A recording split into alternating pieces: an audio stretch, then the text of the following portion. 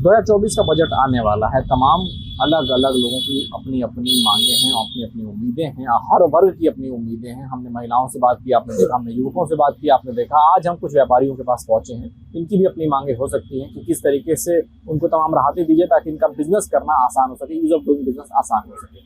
हम पहुंचे हैं। आपसे पहले हम लोग बात करेंगे कि आप अपना परिचय बता दीजिए, क्या व्यापार है और कैसे कुछ मांगे जो आप लेके चल रहे हैं सरकार से ताकि आप लोगों को राहत मिले। मैं संजय गुप्ता, प्रदेश अध्यक्ष उत्तर प्रदेश आदर्श व्यापार मंडल। जो बजट आने वाला है इससे व्यापारियों को और जनता को बहुत सी उम्मीदें हैं, क्योंकि पूरा भारत बदल रहा है। भारत जो है $5 ट्रिलियन की इकोनॉमी की तरफ बढ़ने की दिशा में अग्रसर है और विकसित हम लोग होने जा रहे हैं। विकसित संकल्प यात्राएं निकल रही है। तो हमें उम्मीद है कि व्यापारियों के लिए इस बजट में, क्योंकि बिना व्यापारी के देश आगे नहीं बढ़ सकता, तो व्यापारियों के लिए वित्त मंत्री जी इस बजट में विशेष रूप से कुछ ना कुछ प्रावधान रखेंगे, इसका हम लोग को उम्मीद है। सबसे पहले तो जीएसटी लगे हुए बहुत लंबा समय हो गया, लेकिन अभी भी जीएसटी में तमाम विसंगतियां हैं। जीएसटी की वजह से कहीं ना कहीं व्यापारी उलझा रहता है, तो जीएसटी को सरल बनाने का इस बजट में प्रावधान रखा जाएगा। जहां पर कुछ टैक्स स्लैब का भी चेंजेस इसमें आने चाहिए। कुछ व्यापारियों के अलग अलग उसमें हम लोग के पास चीजें आती हैं और प्रत्येक जिले में अधिकारियों की और व्यापारियों की एक कमेटी बननी चाहिए जो जिसमें जीएसटी की विसंगतियों को दूर करने की व्यवस्था बन सके।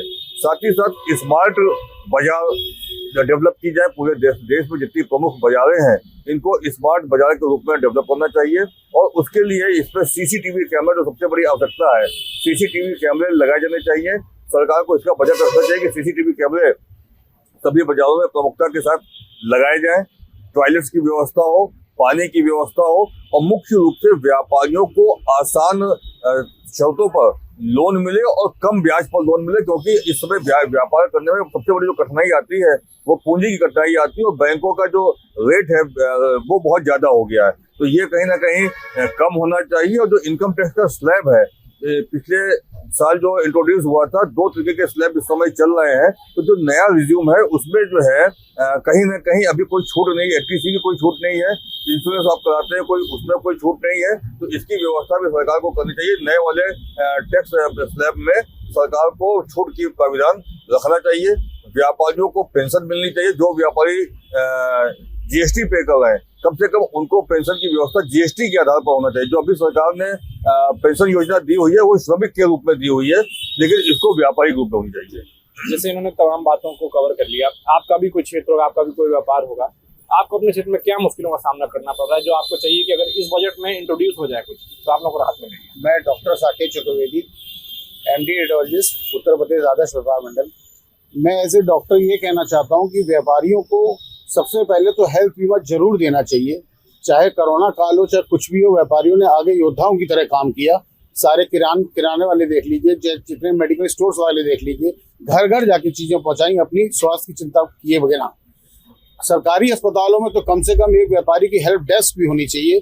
हम लोग आज हर न्यूज देखते हैं, हर पेपर पढ़ते हैं कि भारत विश्वगुरु बनने जा रहा है, 2027 तक विकसित देश बन जाएगा। तो क्या हम उस विकसित देशों के बराबर हमारे पास बजट है कि जो हेल्थ के प्रति हम लोग किस स्टेज पे आके खड़े होते हैं?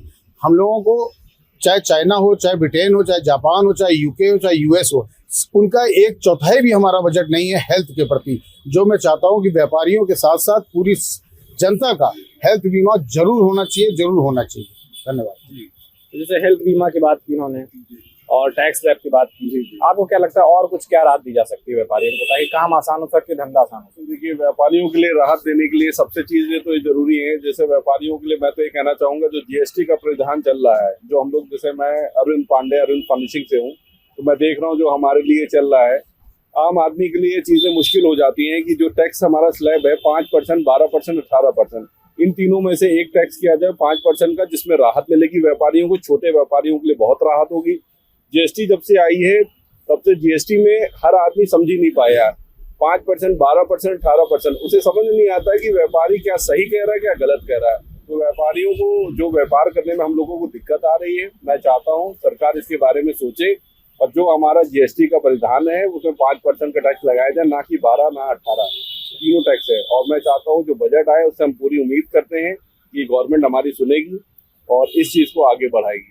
तो बजट में किस तरीके, जैसे आपने बोला कि टैक्स में अगर कटौती होती है 5% कर दिया जाता है, तो आपके लिए भी आसान होगा, जनता के लिए भी आसान होगा? तो जनता को क्या कुछ ऐसी सहूलियत मिले, बजट से क्या उम्मीद लगा के रख रहे हैं कि किस किस क्षेत्र में आपको महंगाई, इनकम टैक्स, किस किस क्षेत्र में उम्मीद कर रहे हैं कुछ? व्यापारियों के लिए सबसे बड़ी समस्या है जीएसटी। इस पे 5% से लग करके 28% तक हाईएस्ट है, जो कि 28% जो जीएसटी है उसको कम किया जाए। कुछ कंज्यूमर को बहुत ही मार पड़ रही है इसका, आपको व्यापारी पे भी मार पड़ रही है और कंज्यूमर को भी मार पड़ रही है। इसका जीएसटी में कुछ सरकार से उम्मीद है कि इस बजट में सरकार से बहुत उम्मीद है कि इस बजट जो भी आए वो अच्छा है। तो ये कुछ कॉमन समस्याएं निकल के आ रही हैं जीएसटी को लेकर, और ईज ऑफ डूइंग बिजनेस। जहाँ जाहिर सी बात है कि अगर स्वास्थ्य सही रहेगा, बीमा सही रहेगा, जीएसटी सही मिलेगा, तो व्यापारियों के लिए भी व्यापार करना आसान होगा, ग्राहकों के लिए भी आसान होगा। लखनऊ से पीयूष राय, भारत।